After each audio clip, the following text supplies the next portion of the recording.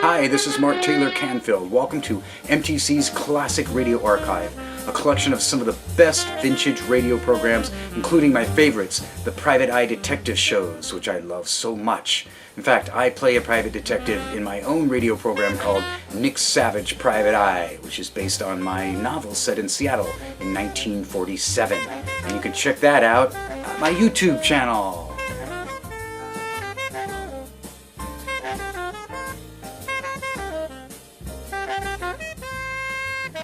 Today we're featuring a rare episode of an old favorite from 1949, Broadway's My Beat. This program was originally produced in New York City, but it moved to Los Angeles, and Anthony Ross and Larry Torr played a hard-nosed, tough, cynical Times Square police detective. Now, some folks wondered, can you do an authentic radio program in Los Angeles about New York City? But of course, it's been done many times in film, and this is a film noir style sort of radio play, which is one of the reasons I like it. This particular radio production was famous for using not one, but 3 sound effects technicians. That's right, David Light, Ralph Cummings, and Ross Murray. There are also veteran radio actors like Jack Crucian and Charles Calvert, who played regular members of the cast. And then the Hollywood version of Broadway's My Beat was produced by Elliott Lewis, with scripts written by Morton Fine and David Friedkin. And these classic episodes began with the disappearance of a man named Andrew Jenkins. A big mystery. And so I hope you enjoy this radio program. It's a classic. And if you like what we're doing, then please like the video and subscribe to my YouTube channel. This is Mark Taylor-Canfield for the MTC Classic Radio Archives.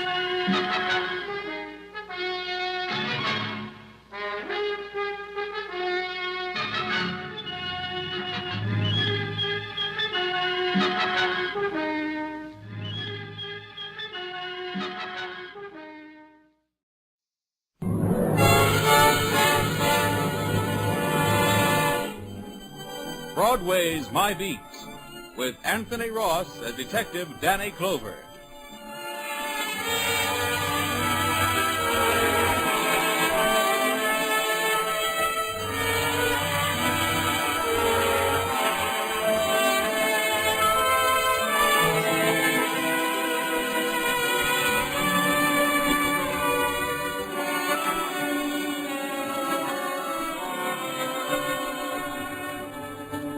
Broadway's My Beat, from Times Square to Columbus Circle, the gaudiest, the most violent, the lonesomest mile in the world.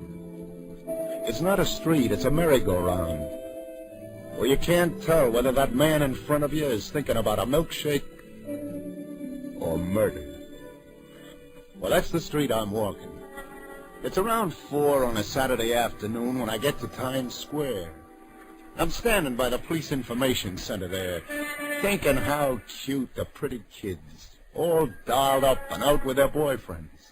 I'm talking to the cop on duty when... Excuse me, officer. Just a second, a ma'am. nervous young doll, looks like from the 3-Eye League, since she's from out of town, comes up to the duty sergeant. What can I do for you? Well, I know this is going to sound silly, but my husband... Yes?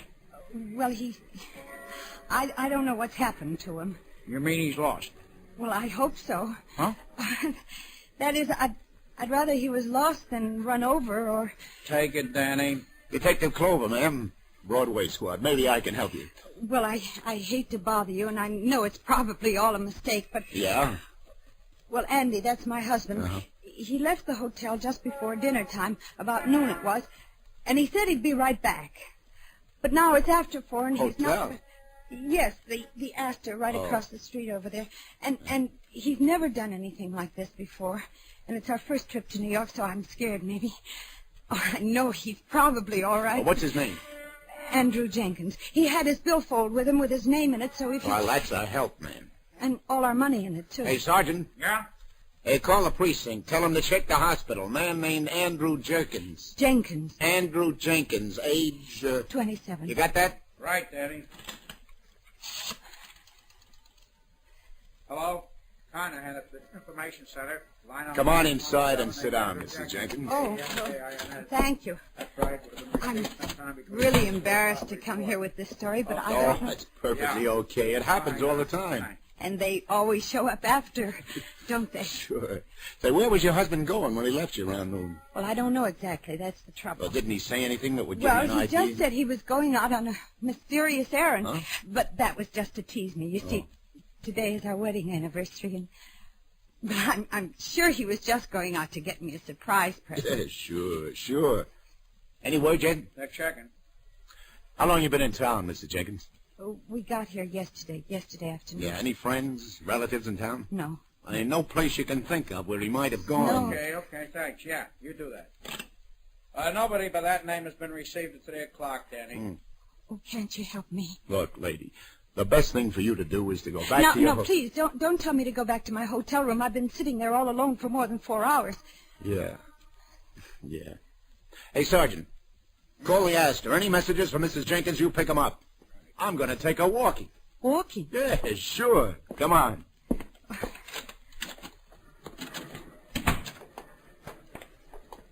A little outdoors is very helpful. Oh, it's maybe not so good as the outdoors in Omaha or Idaho or one of them states like where you come from. We're from Indiana. Well, that's just as I figured. And you get to town yesterday. Yes. Now, what's the first thing you do? The first thing, we checked in at the hotel. Uh-huh. No phone calls to anybody? No. Well, then what did you do? Well, we went out to have a look at Broadway, just a couple of hicks. Uh-huh. No waiting for seats, seating on all floors immediately. No waiting for seats anywhere in the house. Well, which way did you walk? Well, from the hotel, just where we're walking now. Good. Now, you make like I'm your husband and you try to remember everything you said to each other. You know what you looked at, the stores, the people, the movie houses, everything like that. Yes, but... Yeah, now he went out to buy you a present, didn't he? He's never been in town before. The only stores he sees are these stores along here. Well, which one did he go to? That's what we want to know. So think. Well, we didn't want to go to a movie, not the first night in town. Yeah, so? And then, well, I remember this nut store, and he said he didn't like the smell of nuts roasting. Yeah, well, that's two of us. And there, we stopped in and looked at this window at the little turtle. Turtles? Yes. 10 cents a turtle. Write your name on it and send it home. Hey, would he have come back here to buy you a turtle? No.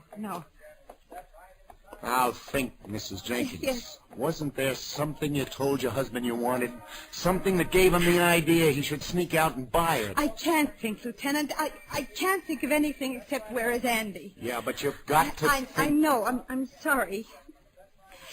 No, I'm sorry. It's no good, Lieutenant. Everything I see reminds me of him. Yesterday, I remember how we stopped and looked at this window, all the jewelry they were auctioning off. Lieutenant, what's happened to him? Why can't you do something? Did you look at anything particular in this window? Well, what difference does it make? Wait, yes, there was something. An old-fashioned gold watch. Is it still there? Hmm? Now, do you see it anywhere in the window? No, it's gone. Come on. Let's go in. All right, 650 once. Oh, make it 675. Another 2 bits for the elegant pen and pencil set. Do I hear 675? Going twice at 650. This is 18-karat gold watch, ladies and gentlemen. Guaranteed a lifetime of distinguished use. Do I hear? Sold for 650. Hi, Eddie. How's it, Lieutenant? Hey, could I speak to you a minute? Be right down. Now, don't worry, miss. We'll find out if he's been in here. I hope so. Anything itching? Well, it could be. Hey, tell your boy to take over a minute, will you? I want to talk to you. Anything for you, sweetheart. Arnie, take it. Okay, Danny, follow me.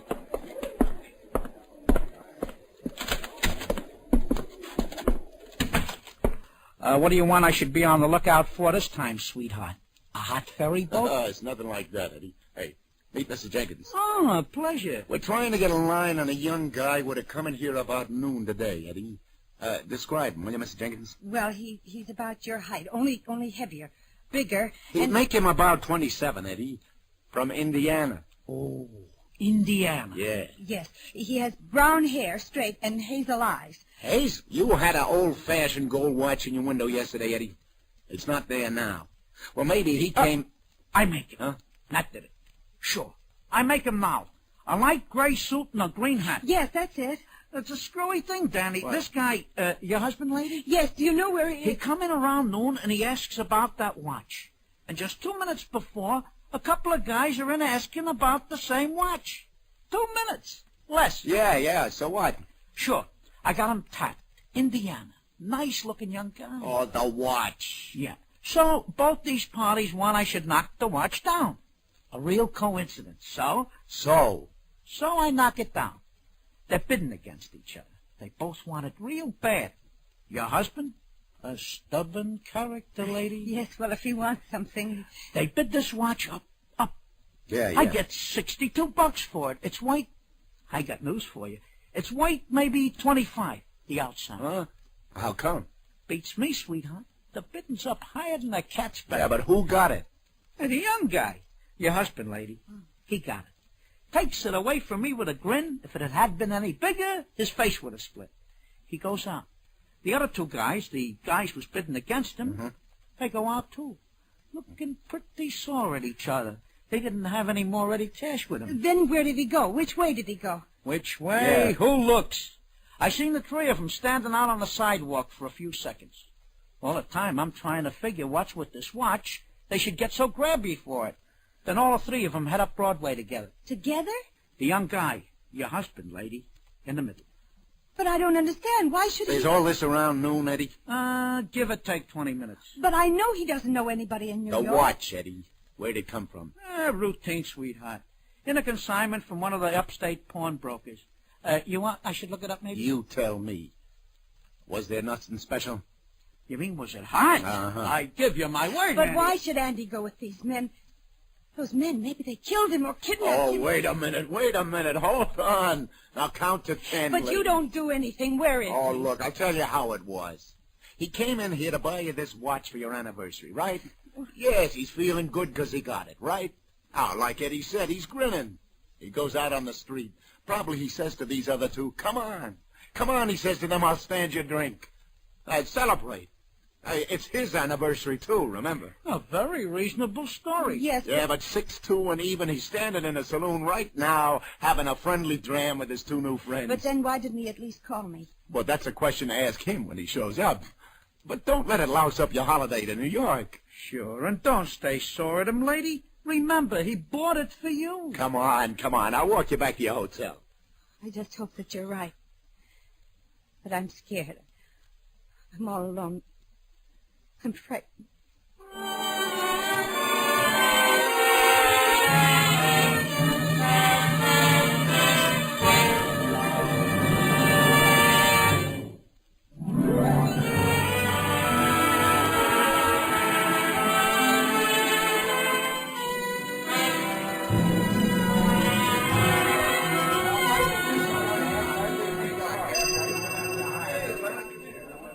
Any phone messages from Mrs. Jenkins, room 1526, please? No, nothing. Oh, now just don't get rattled, Mrs. Jenkins.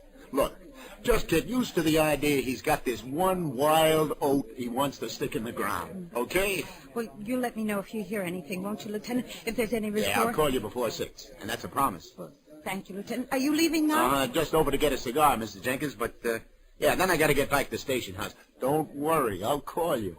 All right. Goodbye. And just for now.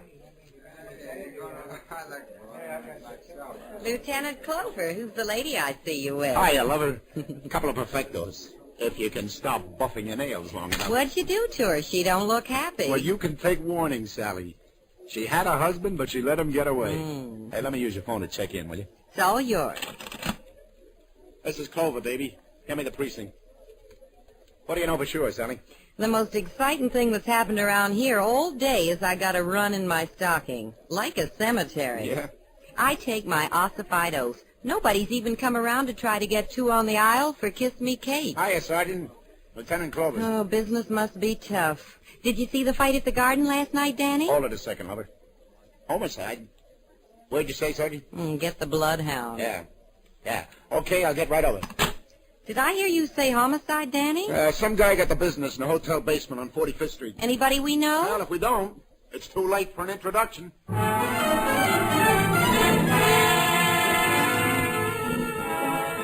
You're all I need. Hello, Danny. You You got here quick enough. Hi, Doc. Hi, Tom. Good to see you, Danny.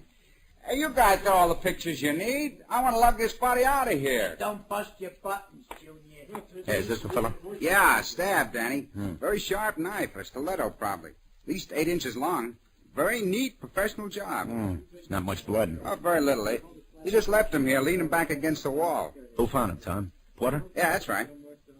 How long ago was he stabbed, Doc? An hour at the outside, Denny. Yeah. Yeah, he's still a little warm. Hey, Doc. What is it? I know this guy. Yeah? Yeah, you remember about 10, 11 years ago, the bank messenger who was robbed right here in the district? Right here on 46th Street it was, remember? Yeah, sure. And we got the 2 guys who did it but never found the money. This is one of them. Wait a minute. Schultz or Schwartz or something. Chance was his name. Clout Chance. That's it, Chance. How about that? He gets it right back here on 45th. Hey, what was with his sidekick, the other guy? Druckman, wasn't it? You remember. It took you fellows a week to pick them both up. They were sent up the river, and Druckman died in the pen a couple of years ago. That's right. And this baby must have just gotten out, paroled.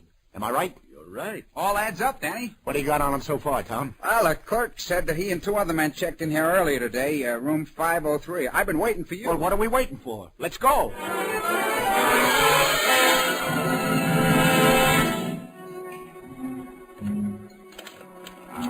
These pass keys. Yeah, this is the one. What have we got here? Hey, cut those ropes off, will you, Tom? Right. Get him some water, Tom. Oh, wait till I get my hands on those. Just talk fast, mister. Who gave it a chance, you or your pal? Chance? Gave what? I don't know what you're talking about. Let me get to a phone. Yeah, drink this water. You'll get to a phone when I'm good and ready to let you. What's your name? Just a minute. No, just a minute, Jack. You listen to me. Listen to me if you're a cop. I was practically kidnapped, drugged, tied up, and gagged, and I had a gold watch stolen from me. So don't you get tough with me. I'm going to make a phone call to my wife or else. Say, is your name by any chance Jenkins from Iowa? Jenkins from Indiana. Well, how do you do? You go right ahead and make the phone call, Mr. Jenkins.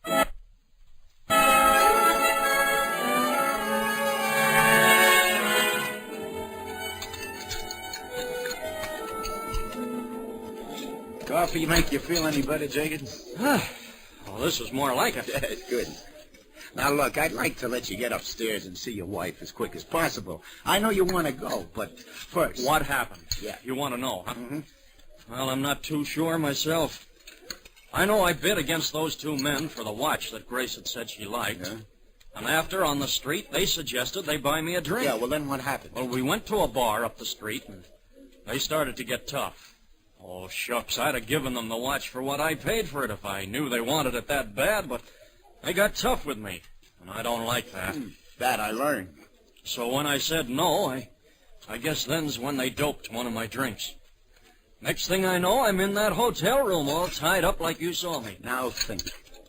Did you hear them talk at all? Talk? Yeah. Yes, they talked. The younger one, he was laughing at something the older man said. Uh-huh. Something about how it had been right under their noses all along. The younger one? Yes, and I remember his name, too. The older man called him, Druckman. Druckman? What? Never mind. Go on. What else did they say? Well, then there was something about some gold or something. I think they were figuring on getting some money or some gold or something that had been hidden. It had something to do with the watch. Words.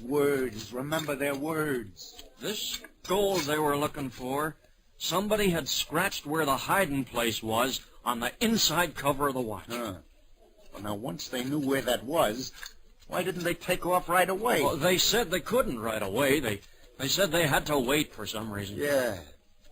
Yeah, but what they said, the words, what was the reason? I just remember the young guy laughing and saying something about gold and golden. It was ironical, he said, about the gold and the golden. What was ironical? I don't know, Lieutenant. I was still pretty dopey, I guess. Hey, what was this gold, do you know? Yeah, it was the haul on a robbery. $40,000 worth of gold certificates. It was hidden somewhere. Somewhere near here, I'm sure.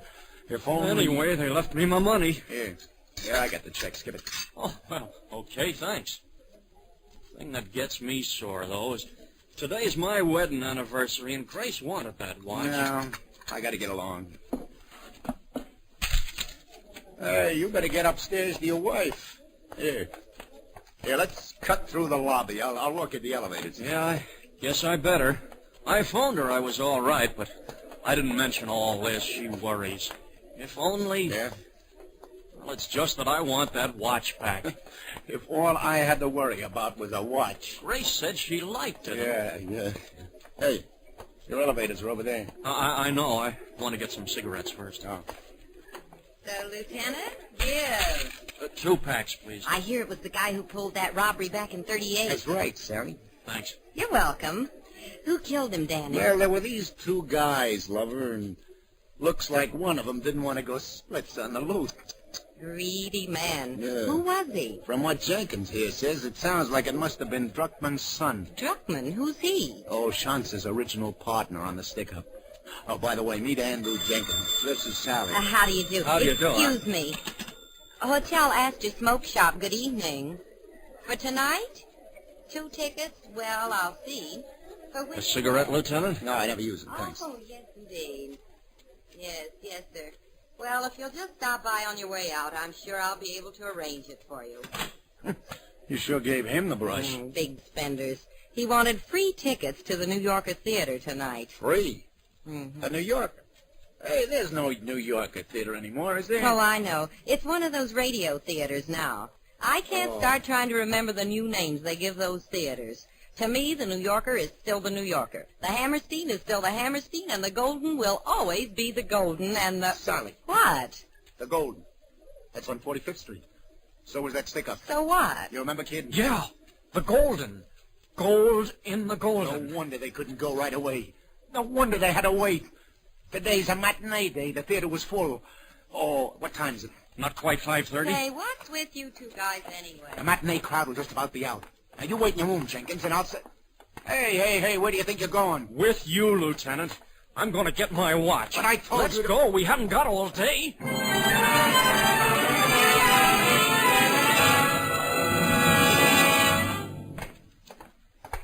Now, listen, kid. I'm letting you stick around, but don't go getting any ideas you're going to be a hero. Don't worry, Lieutenant.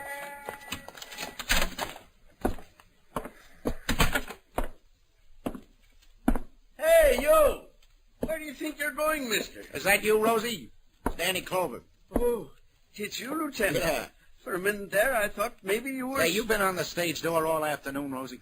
All afternoon, Lieutenant. You think I'm crazy? Stay on the job all the time? No, sir. When the curtain goes up, I'm downstairs taking the lid off of those stage hands at gin. How about when the curtain comes down again? Oh, then I'm right back here on the job, Lieutenant. $6 richer. You see anybody you didn't recognize around here? I mean, anybody had no business being here. Huh? Yeah, well, where'd he go? Well, he stood around for a while until finally his girl come out, and then they went... Oh, Rosie, cut the routine. I'm serious. You see anybody around here who didn't belong? Yes, I did, Lieutenant. Yeah? Matter of fact, first I saw you, I thought it was this guy come back again. There was a young fella by here maybe 15 minutes ago, just when the house was letting out. Tried to slip by me on the stairs down to the cellar. Cellar? Sure. There's a basement here in the Golden. Runs right under the whole orchestra. Lieutenant, he Because must be... this guy had slipped by in the last 15 minutes. No. Wait a minute. I had to answer the phone in the office a couple of minutes ago. He could have sneaked down. Why, while he I must was- still be down there. How many ways to get in the cellar, Rosie? Well, one door back here under the stage. Another door up front in the downstairs lounge, but it's locked.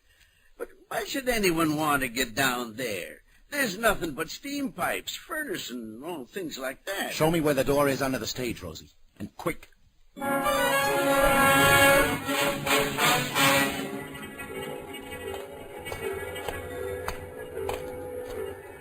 Is this it? Yeah, but here, let me open the door. Hey, close it! You never open a door with a big light on back of you. You might as well send the guy in there a special delivery telegram. But who... Never mind. Turn the light off, Jenkins. Get back there by the stairs. You too, Rosie. But listen, Lieutenant, You save it. The light. Turn it out, Rosie. Thanks. But we can't see. Yes, you're catching on now. And neither can he.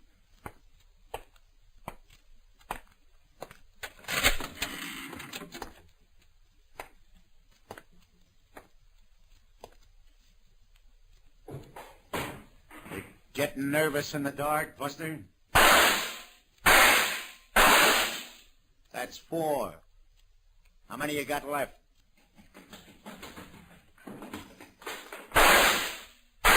That makes 6.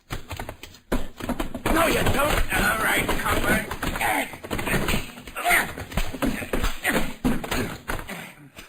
Lieutenant, what happened? Are you okay? I should have remembered he had a knife. He'd used one already today. Hey, where's the light, Rosie? Come on, get up, you punk. You're not hurt bad. Did he hurt you, Lieutenant? Not a chance, Rosie. What'd he do? Oh, stole that gold watch off of somebody, huh? Yeah, that's right. Stole this gold watch off of this fella here. Hey, look. Look, have a look, Jenkins. Huh? See? Scratched on the inside cover. Back of steam pipes, north side of Golden. Yeah. Here. Hey, what are you doing? Just getting a peek at your wallet, Junior. Oh, I'll take charge of this 40 grand, too. Yeah. Yeah, it's like we thought. Her name is Druckman. So what? It was your old man that died in stir. It's no secret. I get it now. Before we picked him up for that stick-up, your old man hid the dough and scratched where he hid it inside the watch, but he wouldn't tell Schranz, right? They wouldn't trust him. You're telling it. He wanted to wait till they were both out of stir. Then your old man dies, and the prison sends the watch they've been holding to your family. And you're such a bright boy, you pawned the watch. You never knew what it said there. It took Schranz to tell you. He wasn't very grateful to Chance. A knife in the back. Yeah, but the state will take care of that. Here.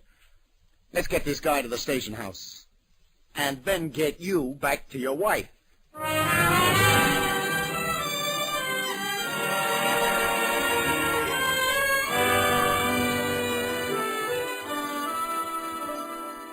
I got a surprise for you, Mrs. Jenkins. Andy, darling, where have you been? Happy anniversary, Grace. Here's the watch you said you liked. Andy, but where have you been? I knew you were all right. I had a little more trouble getting the watch than I thought I would. Lieutenant, where did you find him? Oh, I walked into a room, and he happened to be there. And the man said you paid $62 for the watch, Andy. He said it wasn't worth any more than $25. No, I know, honey, but You're going to find out that watch is worth a lot more than $62, Mrs. Jenkins. I mean, when the insurance company cuts your husband in on the reward. Reward? What reward? For what? Andy, where have you been? You know, it beats me, Jenkins. What does? Here's the whole police force, and especially the Broadway squad, has been trying to run those 40 G's down for the last 11 years. Yes? 40 G's? And you should excuse the expression. An apple knocker hits town from Iowa for the first time in his life, and in 24 hours he's done the job. Listen, Lieutenant, we're from... Oh, never mind.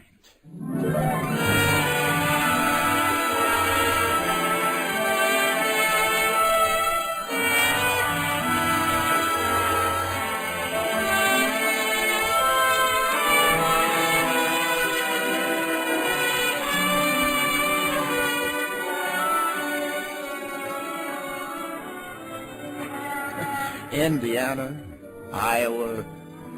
Anyway, they're both in the 3I League. Oh, the sidewalks are really crowded now. It's 6 o'clock. For me, the day is just beginning. The bright lights reflect green and white and red on the faces of the people. The people laughing, talking, hurrying by, on their way to what, I don't know. But chances are I'll have to make it my business when it happens. On the gaudiest, the most violent, the lonesomest mile in the world. Broadway, my beat.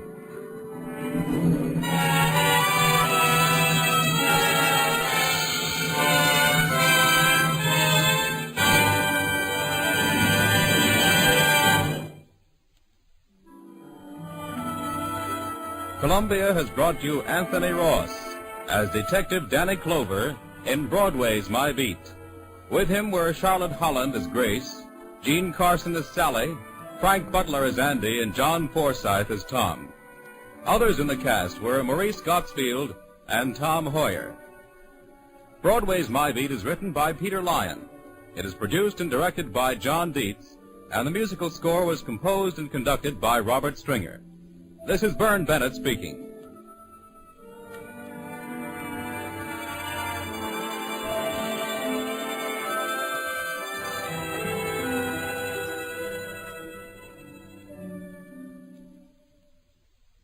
Now stay tuned for the Family Hour of Stars, starring Gregory Peck, which follows immediately over most of these same stations.